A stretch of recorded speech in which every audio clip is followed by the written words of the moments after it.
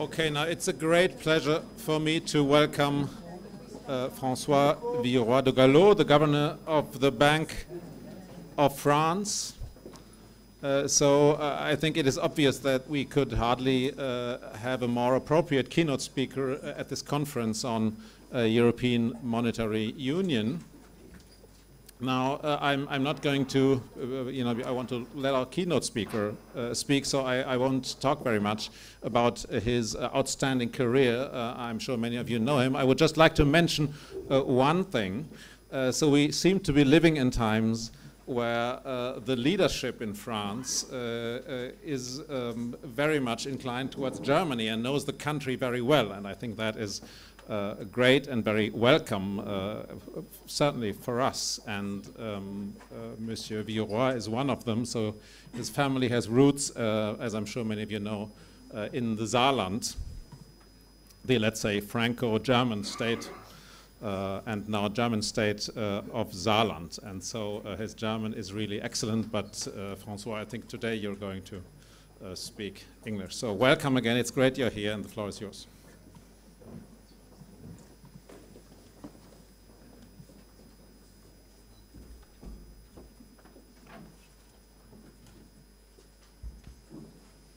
Good afternoon, bonjour, guten Tag. Danke, Herr Präsident. I must say, lieber Clemens, that you mentioned my German, but everybody knows probably here that Clemens' French is excellent, still more outstanding than my German. It's why we speak English. And thank you for mentioning Saarland, which is my region. I don't know if some of you spend their holidays in Saarland. I would invite you to do it, because I'm probably the only European at present to spend my holidays in Saarland. And it's not so often mentioned in Brussels, so thank you very much. It's really a pleasure to be in Brussels today. And let me stress that it doesn't come so often for central bankers. This is probably the price to pay for independence, that we central bankers are in Frankfurt while the governments and ministers and the Commission is in Brussels. But I have lived in this wonderful town 20 years ago, and it's always my pleasure to come back to the heart of Europe. I also welcome the fact that you at EconPol Europe have chosen the euro for the theme of your founding conference, and that you were kind enough to invite me to give this keynote speech. Maastricht was precisely 25 years ago. Where are we today? For me, the picture, it's a global picture, but it's very simple. 25 years ago, we spoke of an economic and monetary union. We have succeeded in building a monetary union. The euro is a success, without any doubt, and supported by a strong confidence of euro area citizens. However, we have not delivered on economic union, on the other part. And to avoid overburdening monetary policy, our union must stand on 2 feet rather than just one. That is why it is legitimate that we, as central bankers, propose ideas on this subject.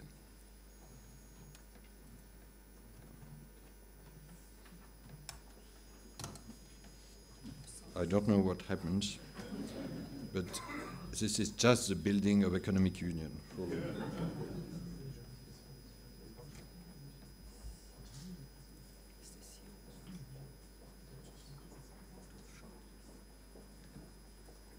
Oh, good. But good. Could you have? That's it. So 25 years to build the monetary union and 30 seconds to build the economic union. I guess it's this one, no? And to come back? Okay. It is legitimate that we, as central bankers, propose ideas on this subject, even if we are not those who legitimately make decisions. To put it with other words, if we rightly say that monetary policy should not be the only game in town, we must say that it is now urgent to make concrete progress on economic union. All the more so as the economic context is now favorable, as confirmed today by the European Commission. Some comments on the last forecast.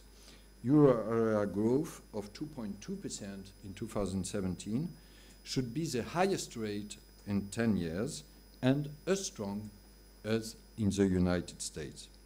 It could for France be even slightly higher than forecasted, 1.6%, if I look at our Banque de France forecast for Q4, published this morning, with 0.5%. And this growth will be sustained in the next 2 years thanks to a strong instrument, to a strong investment and an increased convergence among countries. This forecast, including a positive but still subdued inflation, confirms the adequacy of the gradual normalization of our monetary policy we are engaged in. But there is a risk, however, that the debate will continue to revolve around two long-standing divisions. And let me quote only two of these long-standing divisions. German rules versus French expenditures, and all of us in this room who are more than 40 years old have heard very often about this debate. And another one is community method versus intergovernmental. May I say very strongly that I am a bit fed up with these two old debates. Too many fears, too many suspicions have been inherited from the past, but we are living in a new era, in an era of new opportunities, which is also thanks to the accelerations of reforms in France. Clémence, you mentioned the new French president. I'm not the French president, which you probably knew already, but it's important to state the obvious. I am only an independent governor, but I say, as independent governor, that there is clearly a welcome acceleration of reforms in France. We live in a time of unique historic opportunity. In Rome, on March 25th of this year, the member states all expressed their clear will, I quote, for the completion of the economic and monetary union. And we are very probably in agreement on the why. First, greater stability to counter the risk of a new crisis befalling an unprotected euro area. If we don't have a stronger economic union, if facing a new crisis relies only on a monetary pillar, we will be too fragile. But we also need greater growth to catch up our past lag on the United States and finally treat the fatal disease of mass unemployment in Europe. This is the why. But how can we achieve this shared objective? We must trigger what I call 4 accelerators. And obviously, national reforms are an absolute prerequisite. I mentioned them from France to this common accelerator. First, a macro accelerator, which would consist of a collective economic strategy shared by all euro area member states. Second, what I call a micro accelerator, which would take the form of a financing union for investment and innovation, which would go beyond the capital markets union. I will elaborate further. Third, a fiscal accelerator, which would draw on a euro area budget. The fourth is not an accelerator in substance, but rather a facilitator for the first 3 on institutions, a euro area finance minister and parliament. Let me somewhat elaborate further. These accelerators would contribute to the functions of economic policy, as described by Musgrave. allocation, stabilization, and distribution. The allocation function, we know it, aims at making sure that resources are used in an efficient way. This would obviously be the role of the micro accelerator with private savings, but also of the fiscal one through the financing of European common goods. Let me now come to the stabilization function. It consists in the smoothing of cycle and cushioning of the impact of crisis. This would be ensured mainly by the macro accelerator, coordination of economic policies, but also by the micro one, and this is sometimes underestimated in our public debate, thanks to enhanced private risk sharing, and possibly by the fiscal one. Finally, let me come to the distribution function. And here I put it with a question mark, because it's probably the most sensitive one. This role of distribution could possibly fall to the fiscal accelerator, but its implementation would require increased trust and greater economic convergence between euro area member states in order to avoid a transfer union, which would be a one-way budget. In that case, I say it very clearly, I would understand German fears.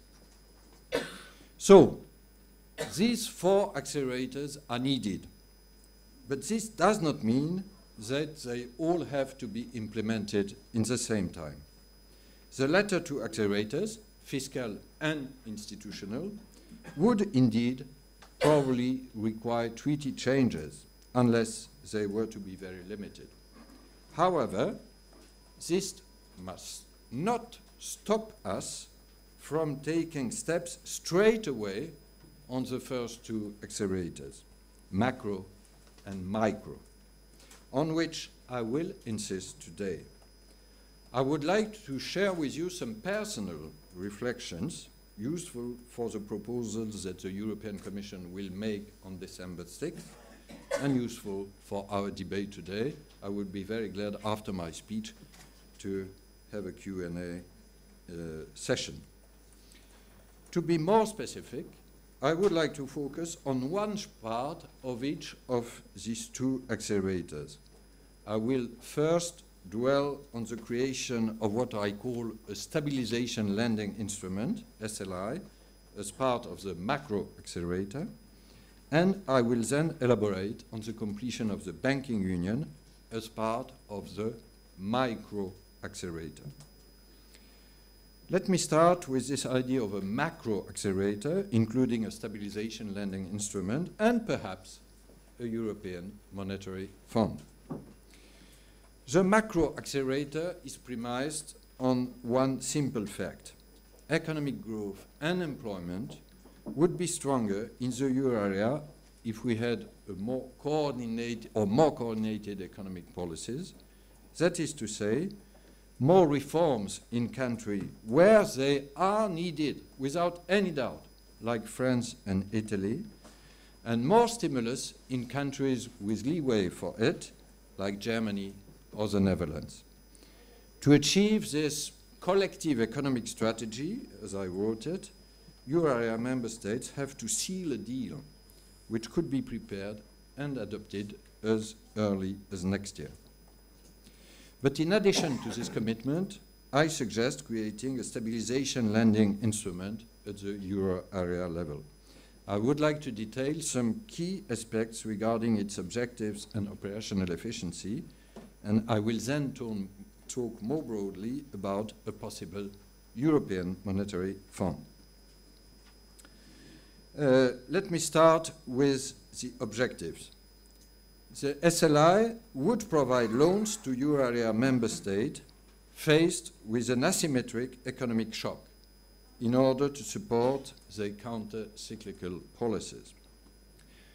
The question is sometimes raised, what is exactly an asymmetric shock?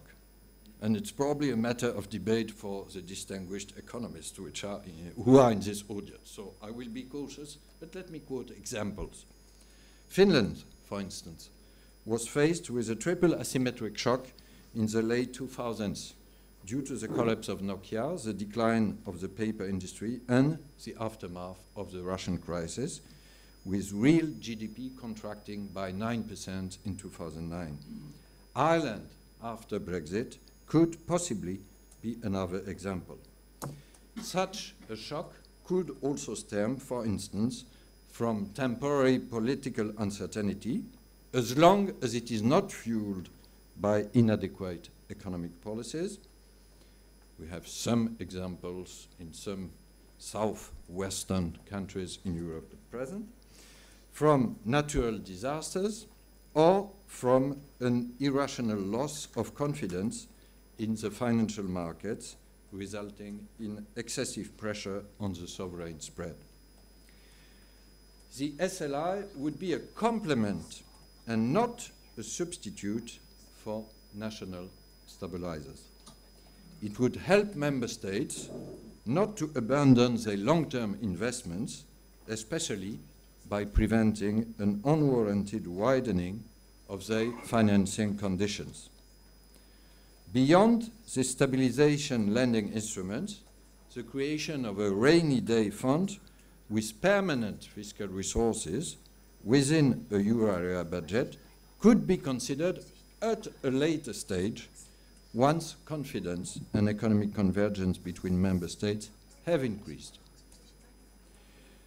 On the operational efficiency of the SLI, access to the instrument should be simple, subject to carefully chosen macro-financial criteria.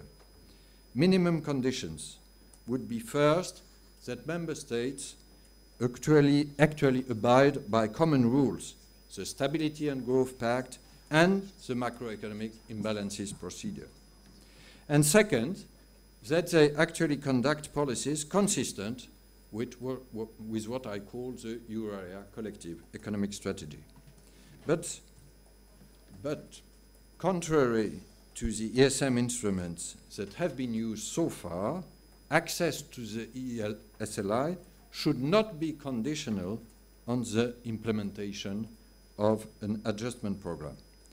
Its design would be such that it does not involve a stigma for member states.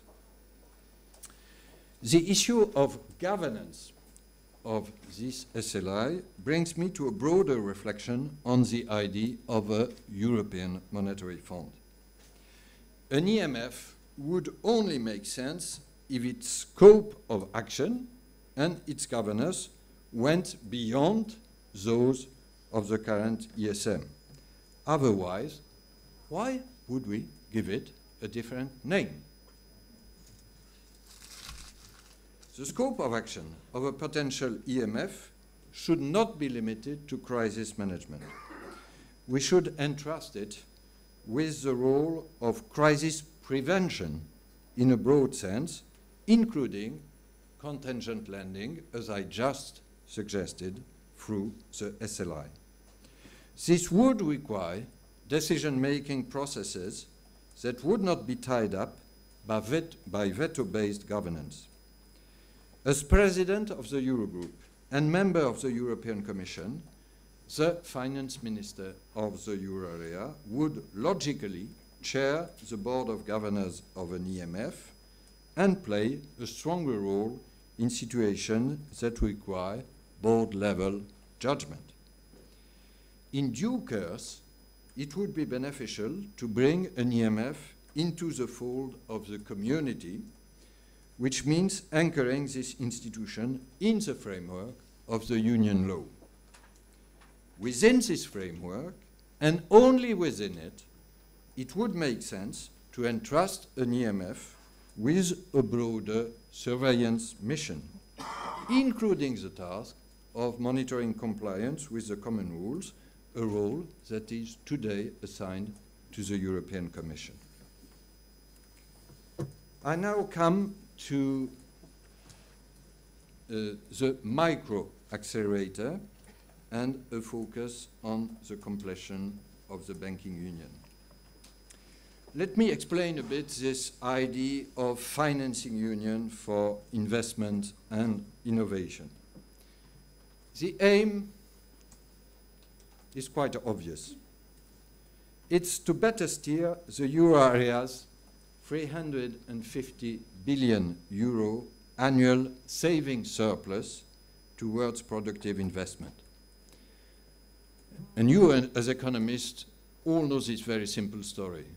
It's very often mentioned as a negative event, as a problem, that we have strong external surpluses in the euro area. But the positive side of the same story is that we have external savings, we have excessive savings of 350 billion yearly towards investment. To better steer them by shoring up equity, which is the key of an innovation economy. And on equity, we know that euro area strongly lags behind the United States. If I look at corporate equity compared to GDP, it's about half in the euro area as it is in the United States. 64, 65% compared to 128%. Thanks to unified governance, this financing union would help circumvent some bureaucratic barriers, and there are bureaucratic barriers also at the European level, and foster synergies between the existing building blocks. There are at least 3 of them: the Juncker investment plan, the capital markets union, and the banking union. Juncker plan run mainly in Luxembourg, EIB, capital markets union run here in Brussels by FISMA and the Commission, and banking union run in Frankfurt by ECB. Yet, for this financing union to be effective, progress is still needed in 4 key areas. And it might be a detailed technical agenda. I don't want to bother you with a detailed technical agenda. Also, we should remember that when Jacques Delors initiated the single market, it was a very detailed and very boring technical agenda, much more sophisticated than the one I just presented. But the economic purpose was very clear, to create a single market. The purpose of the financing union is extremely clear, to foster investment in innovation, which we badly need for accelerating European growth. And these are the 4 constitutive blocks. First, providing incentives for cross-border investments, mainly in equity. I should never underestimate the importance of equity, through accounting, taxes, and insolvency laws. Second, developing pan-European long-term saving products with a key role for the insurance sector, and developing investment vehicles for cross-border, developing investment vehicles like European venture capital funds. I don't know if you ever had a look at the comparison of the 10 first American venture capital funds and the 10 first Euro area venture capital funds. The size of the 10th American funds is 5 times higher than the first European one. This is a good sum up of what we could deliver through a financing union. Cross-border. Third, completing the banking union. I will come back to that. Fourth, controlling financial activities and risk that are of vital importance for the euro area, such as super systemic CCPs, and here I strongly support the Commission proposal. And so, through these 4 areas, we would reach significant gains for digitalization, for SME scaling up, or for energy transition. And we know that we have significant needs, at least in these 3 areas. But today, I will focus on the 3rd blue area, completing the banking union. The banking union also is seen as a rather technical agenda, but it is a major step forward for the euro area, and it is now operational, based on the single rule book and already 2 pillars, the single supervisory mechanism since end 14, and the single resolution mechanism here in Brussels since the beginning of 16. Those 2 pillars will have to be complemented by a 3rd pillar about deposit insurance, where we could find and should find practical and reasonable compromises. And I will not speak today about deposit insurance, because it's also a debate we can be a bit tied with. I would like, in addition to these three pillars, to elaborate today on two transversal challenges that are less often mentioned: consistency and consolidations. Consistency. The first challenge of the banking union is to achieve a better consistency between regulation, supervision, and resolution at three levels where our consistency, to say the least, is incomplete. First, in the concrete mechanisms. Finalizing and simplifying the resolution pillar should be a priority.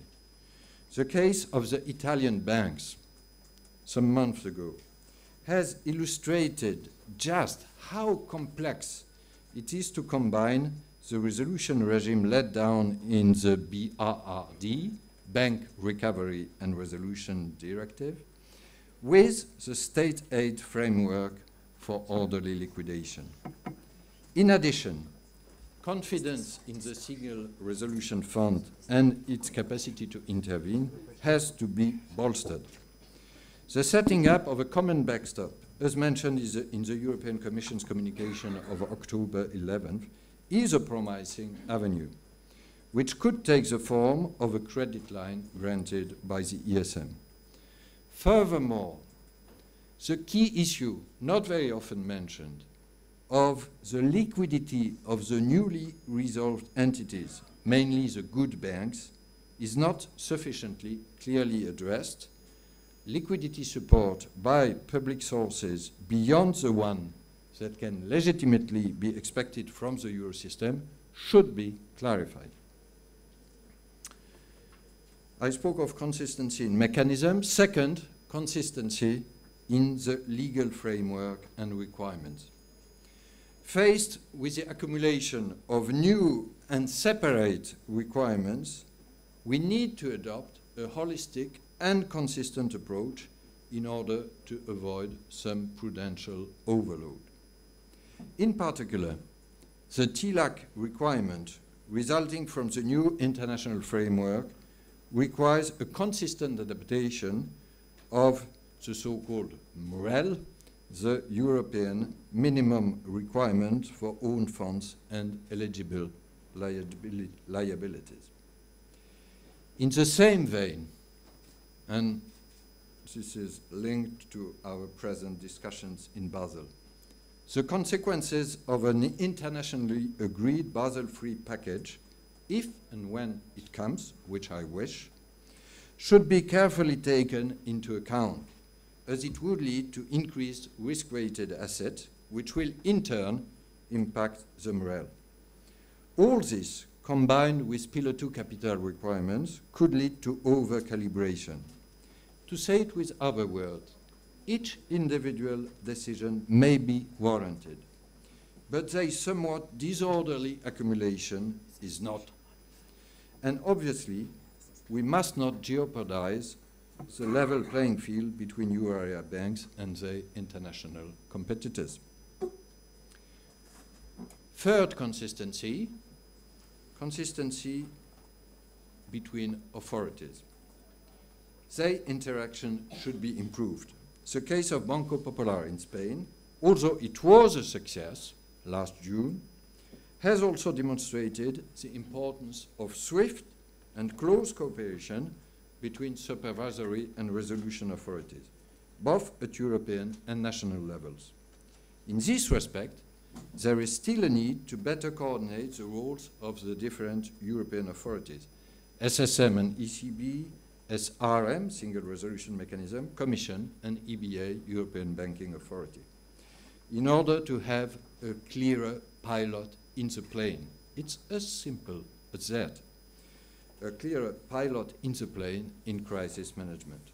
At a later stage, we could even consider establishing a single banking authority for our single banking union, acting to bolster the robustness of the European banking sector.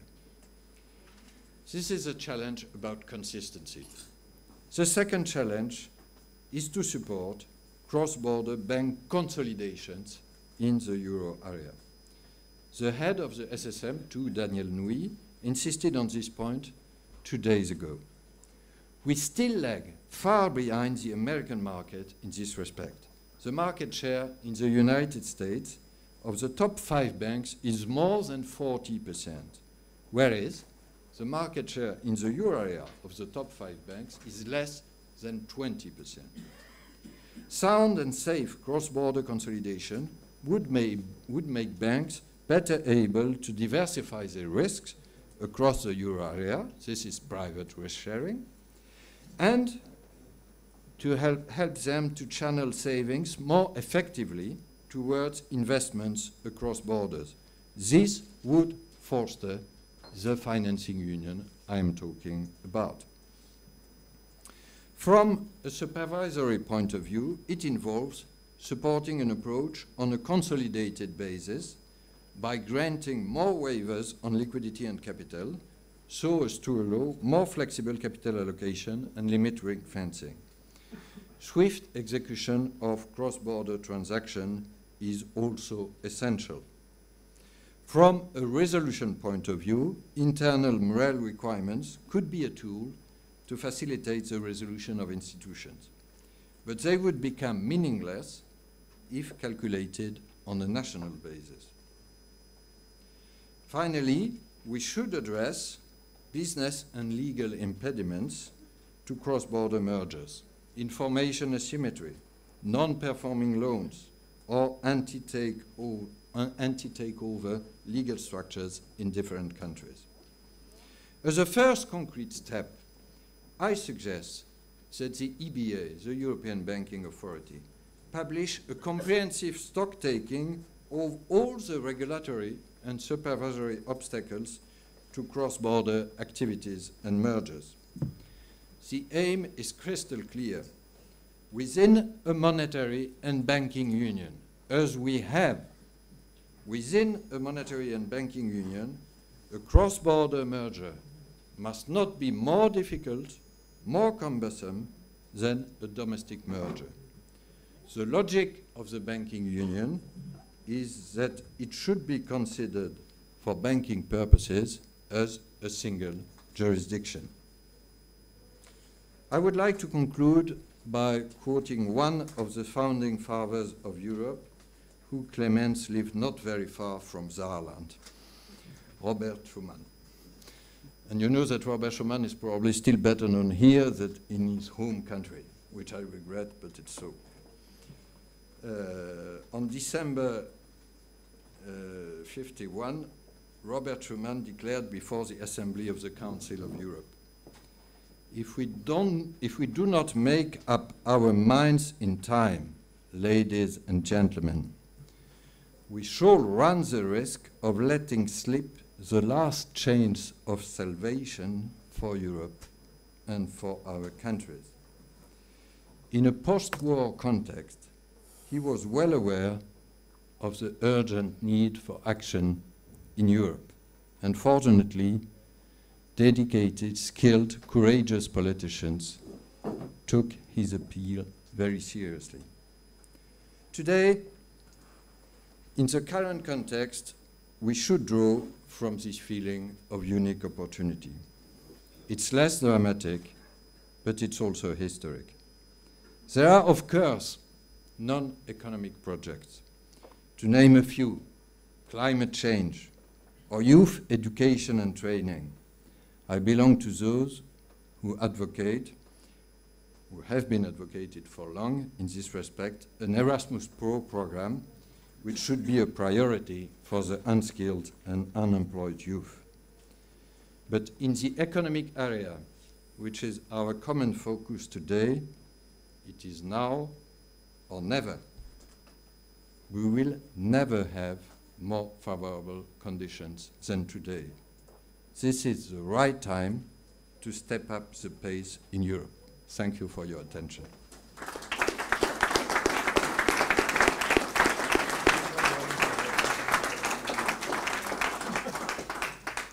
Thank you very much. So this was a talk that included many details and, you know, certainly visionary aspects of the future currency union and the economic union, not just the monetary union. I have to say, we'll have Q&A in 1 minute, but I have to tell you something that came to my mind here. Thomas Westphal, half an hour ago, mentioned that in Europe we need to be careful to, you know, when we make proposals, and especially when these proposals are adapted, to make sure that we deliver. You know, this combination of this talk and this comment made me think of a friend who wrote to me just 2 days ago. It was a friend who wanted to buy an apartment in France. And he said, look, I mean, you talk a lot about the EU, and I want to buy this apartment in France. I live in Germany. I don't have a bank account in France, but I have a bank account in Germany. I can't buy the apartment. Yeah. I can't buy the apartment. You need a bank account. So I think the distance between, you know, what we are talking about here, a banking union, you know, having free capital flows in Europe, and this absolutely trivial operation. Not absolutely trivial, but you know, relatively trivial operation is something I have to say that really strikes me. I mean, we are very far from this world. I think we can all agree that that's where we need to go, but we are so far. Can I say, it's a very important debate. I regret I cannot have it with Thomas Westphal, but this is a very important debate. I completely agree we need solving the concrete problems of this European citizen, and there are many others. We have made progress in many fields. Look at airline transportation, look at telecom. We are old enough, Clemens, even you, to remember how it was at the start, how it was at the start of the 90s. We are not very able to market, to promote the concrete progress we have made, but we have made many, and we still have many to make. It's obvious. I completely agree. But if we wait to have solved any practical roadblock on, in the daily life of European citizens before having other ambitions, we will not go very far. This was not Robert Schumann's point. At Robert Schuman times, it was much more difficult still. But luckily, he created CECA. And then we had the community, the Rome Treaty. And then we had the single market. And then we had the single currency. And I see no opposition between solving practical problems, and again, I completely agree, we should make progress, and having decisive steps for our economic union. If not, we will miss our historical responsibility, as simple as that. Thank you. Other questions or comments? Yes, please.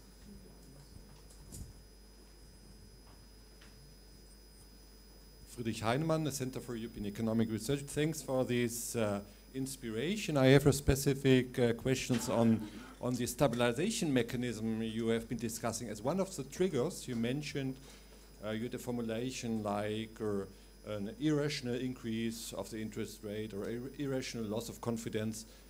How do you define irrational, or who is going to define irrational? Because there can be very irrational losses of confidence, very irrational increases of the risk premium, in the sense when a country is approaching true insolvency. I mean, this is a big concern that these things are abused for financing insolvent countries. So how do you care for that?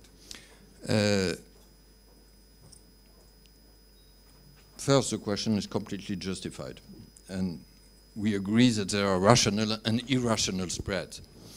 The right answer is a mix of some rules.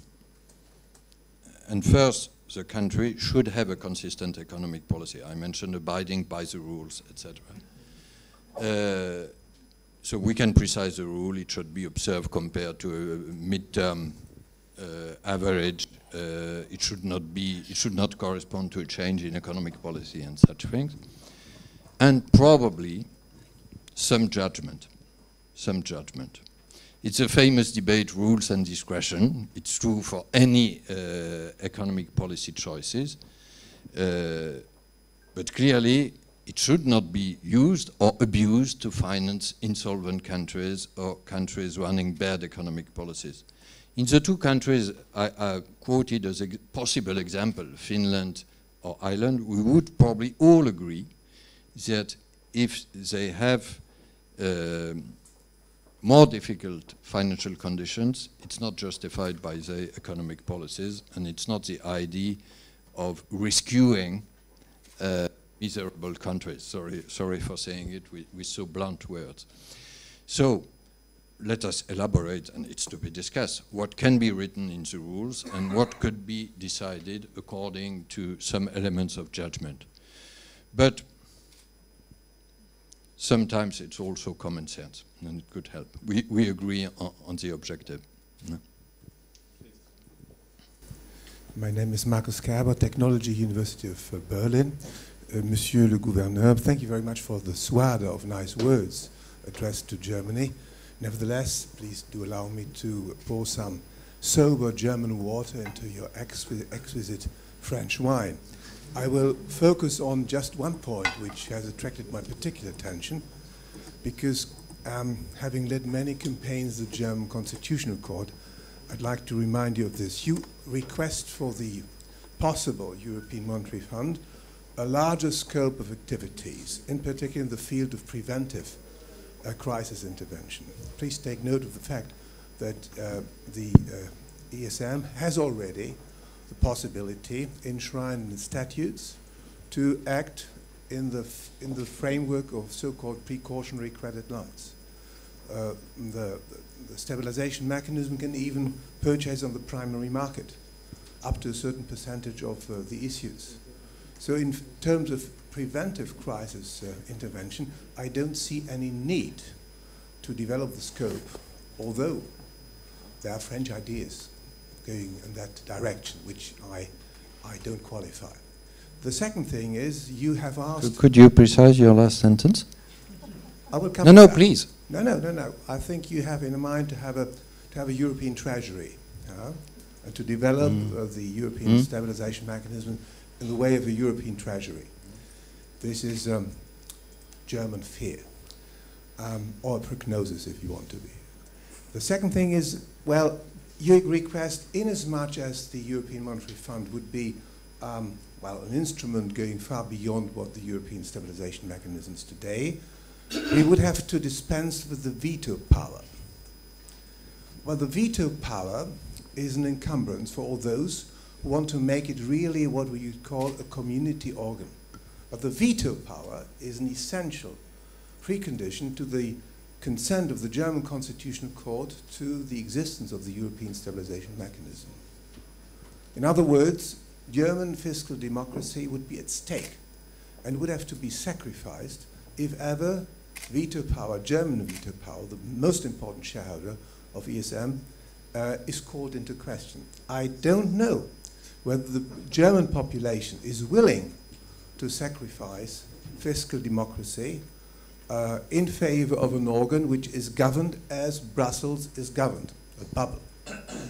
And apart from that, I don't know, I'm pretty sure that the German Constitutional Court, whose jurisdiction I know very much in detail, would not draw a line. The line has been drawn already, and fiscal democracy is not negotiable. So, be you ever so high in your proposals, and well-intentioned, because they are French proposals, I think there is a limit, and please keep this limit in mind. The limit is a constitutional one. Thank you. Thank you. I'm not sure we will agree. And I have the greatest respect for democracy, including the German democracy, for law and order, and including the German Constitutional Court. I was just thinking, listening to you, how would Konrad Adenauer have answered to you? How would Helmut Kohl have answered to you after German unity? How would Angela Merkel, after the financial crisis, have answered to you? Probably better than I would, so I will stop. But where we agree is that democracy is the supreme value. And it's not a question of imposing to the German democracy any constraint which wouldn't be accepted by the German democratic order. It's as simple as that. But can I say, is a very close friend of Germany. Und das möchte ich auch auf Deutsch sagen, aber für die anderen werde ich es leider auf Englisch sagen, wenn Sie einverstanden sind. Can I say this thing to my German friends? I am probably the French official who is the closest to Germany. I love your country. I love its culture. I love its language. Germany is the most important economic and political power in Europe. And the fact that there is a leading role for Germany in Europe has nothing shocking for me, on the contrary. But please accept this role, accept this responsibility. It has consequences, and it is German interest. But I could elaborate more, but I would like sometimes the debate in Germany, including on monetary policy, to be a bit less emotional and a bit more rational on the real German interest. And again, think to Konrad Adenauer, Helmut Kohl, or Angela Merkel. But this would be a much longer discussion. Can I maybe ask a related question, which is more about your proposal? What's the role of the Eurozone Parliament? Is that where democratic legitimacy for these things would come from, or what's your idea there? I didn't insist much on the institutional part, and this is less my topic. But probably a solution would be, in the past there have been two proposals. The first one is to take the European Parliament and to have within some kind of euro area body with the member of European Parliaments coming from the euro area countries. This is the first solution. Another one which has been suggested is to have a mix of some MEPs and some member of the national parliaments coming, for instance, from the finance committees in Germany, France, Italy, etc. I think the first avenue is probably simpler. Each of them requires treaty changes, clearly. So it's a significant step, but it would be probably necessary. Having said that, the Eurogroup is constituted with political leaders elected in their countries, so it's also a democratic legitimacy, but it would be probably the adequate answer. Maybe over the back in the room, and then over here. Maybe we collect one question. Yes?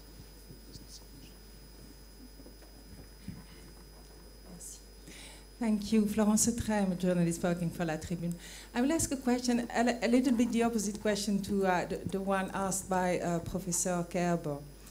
It is well known that during the Euro crisis, the memoranda regarding Greece were first submitted to the Bundestag before they were discussed by the ministers, which means that the fiscal sovereignty of Germany was very much respected, and Germany played a major role in the governance and decision-making of the ESM and the FSF. So my question is, knowing that there's not going to be Parliament of the Eurozone very soon, how do you see a way to rebalance the powers between France, Germany, and the other states within the Eurozone without changing the treaties, but just give the other countries the feeling that they have a word to say in Luxembourg, DSM, and in Euro matters in general. Thank you. We will collect questions because we'll be running out of time. So please, Mr. Jungen.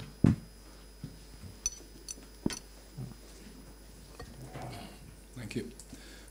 Governor, there was one bracket where you were talking about venture capital and surplus of savings in Europe.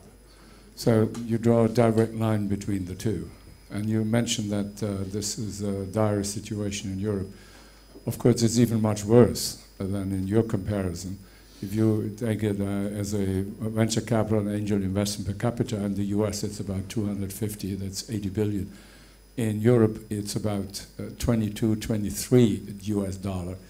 In the Eurozone, it's about 10. And in China, is more than 30 now, larger than in the EU. So my question is, how do you channel this savings into the highest risk investment topic, that is angel investing and venture capital? It's not about financial technology. It's maybe more a cultural thing, and it goes much deeper into, for instance, discrimination of tax-wise of equity versus debt in Europe. Okay, so we have room for two more questions, crisp and short, please, over here and in the back. Thank you. Yes, sorry. Oh, okay.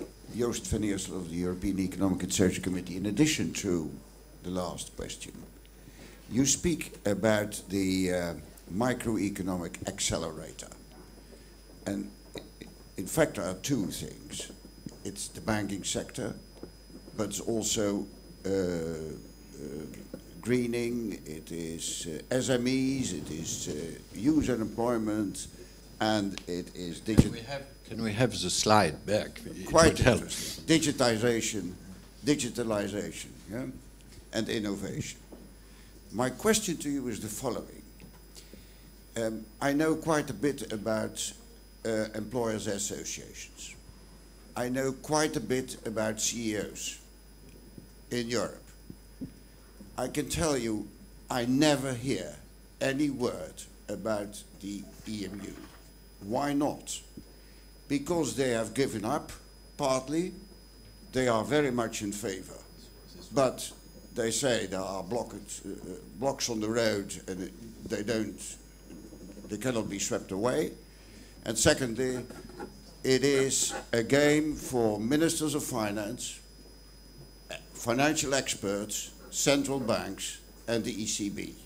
And we are out of the game.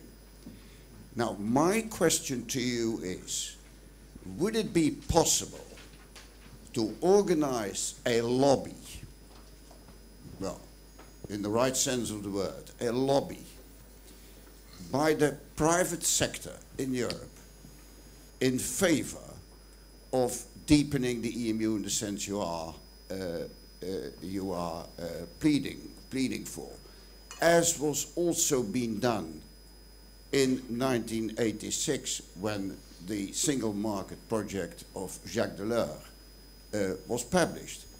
It had no chance if the private sector would not have said, okay, we go this way.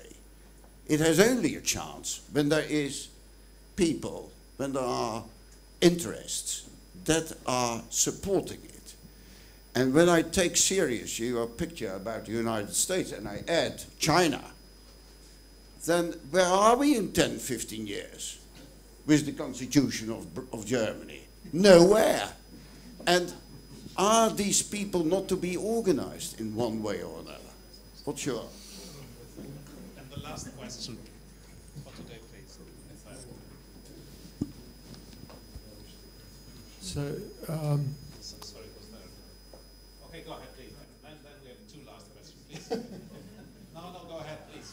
We'll have two last questions. Go ahead, please. To be very concrete, I have to leave in 5 minutes to go to the European Parliament, which is a very significant step of democratic accountability. But okay, so why have you put so much emphasis on replicating the size of American banks? Why? Why is it so key for Europe to have huge banks for the sake of financial integration? So why? Thank you. Thank you. Just a very short question. Thomas Westphal called for separating the technical assessment on compliance with the fiscal rules and from the political debate. And how far would this change in your proposal moving the economic surveillance to the EMF? For fiscal, when we talk about numbers, it's relatively easy to assess, easier to assess compliance. Also, when looking at a broader set of economic policy reforms. Thank you. Please. These are 5 very important questions, so I apologize in advance because I will answer very shortly, but sometimes the shorter the better. First, about your question on the national processes in democracies, which I understood so, comparing what was very welcome in Germany, discussing in the Bundestag, and what was perhaps less welcome in other countries. It's not my role to decide about the single processes which are followed in each country. Clearly, it's a political decisions up to each constitutions, up to each government. But I think it would be strongly welcome, as a general rule, to associate more national parliaments to European decision-making, as far as it's not a blocking process. Can I say, perhaps, I use the opportunity to say something in common also with the question about Karlsruhe. We should not, institutions are very important, but we should not focus only the European debate on institutions, please. We should speak about projects, what we want to deliver together. It's why I said that the 4th accelerator is a facilitator for the 3 other ones. I see some danger, and we have it in our last 15 years, Clemens, we know it, that we focus once more on institutions. The finance minister, the parliament.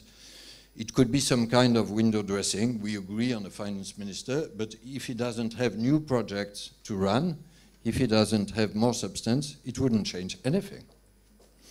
And if you look at the debates we had since 2002 and this constitutional debate in Europe with the Giscard conventions, etc., fine. But I think that European citizens expect concrete results and concrete projects. So institutions are necessary, but as an instrument, not as a name.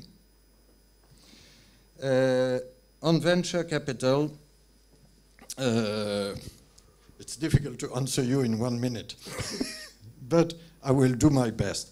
There are still legal or tax obstacles, and you know them. Tax regimes for private equity are still too different from a country to another. There is some kind of positive emulation. The tax regime in UK or in France was more favorable than in Germany and Italy, for instance, and we see some convergence. But the core of the answer is probably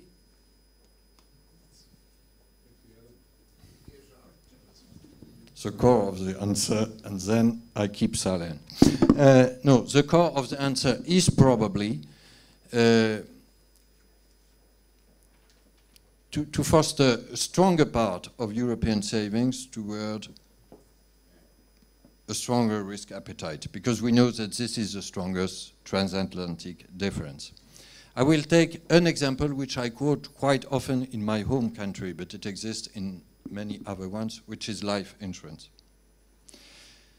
If life insurance provides all the elements of security, of safety for savers, that is to say, liquidity and capital protection, it's very difficult.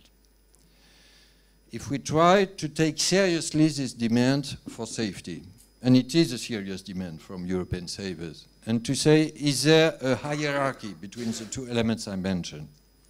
Then the answer is very probably, in most European countries, capital protection is more important than liquidity, because this savings is more and more long-term oriented towards retirement, etc.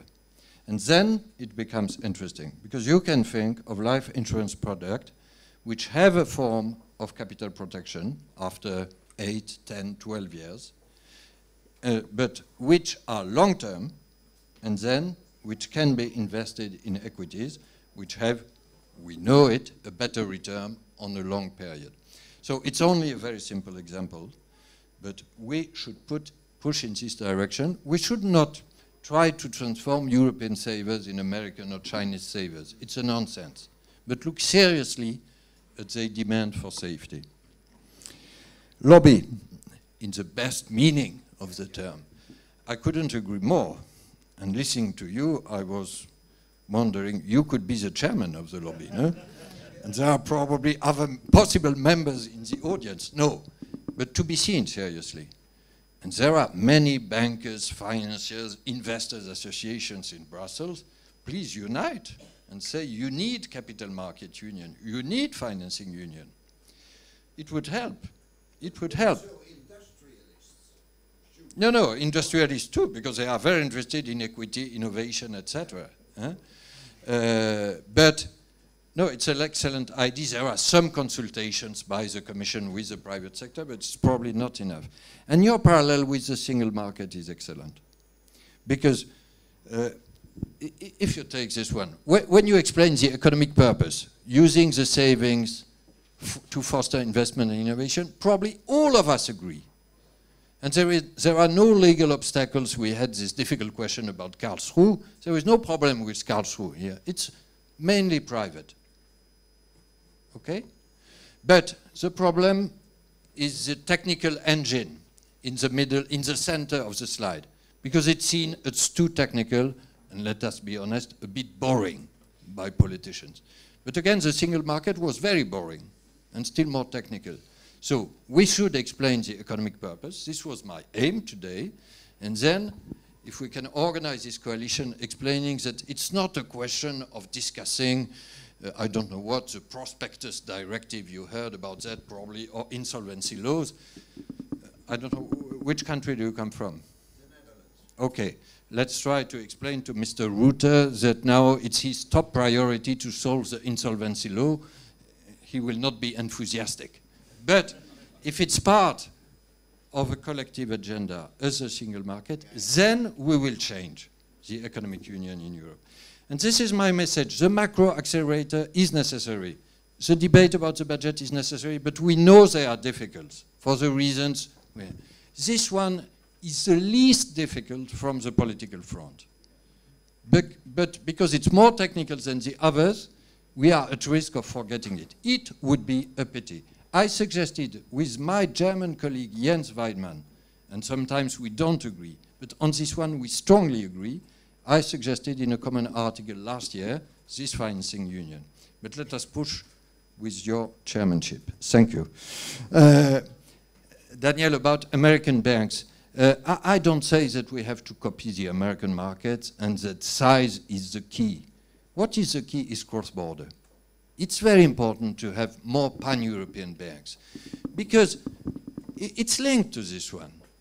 If we want to better use savings within Europe for investment and innovation opportunities, if it remains fragmented, as it is today, we will miss the opportunity. It's as simple as that.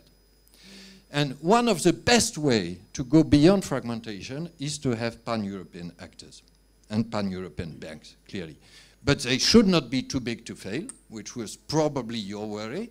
They should be supervised very precisely. And here the banking union and the supervision pillar is an advantage. On your last question, I would need more time to elaborate, and again, it's more a question for finance ministers. But I agree with your idea and Thomas' idea of separating the technical assessment and the political debate. We made progress in this direction with the creation of a fiscal council. You remember, two years ago, something like that. To be frank, it's not yet very visible, not yet very powerful. On the monetary side, we are great supporters of independence. We think that it's a guarantee for a sound monetary policy. On the fiscal side, it cannot be applied exactly in the same way because obviously fiscal decisions have an intrinsic political and democratic content. But this idea that we need some technical assessment, some technical judgment to prepare the political decisions is, I think, a very good one. Is it through this fiscal council, which exists but which should be strengthened? Is it through the ESM becoming an EMF? To be seen. But I am less severe than some others about the Commission saying that they don't do this technical job, they are politicized from the start. I think this is an excessive criticism. But clearly, in the present situation, this separation is not yet clear-cut enough. So I agree with the point. Should I stop here and go go to my democratic masters, our common democratic masters, thanking you again. Vielen Dank nochmals. Thank you very much.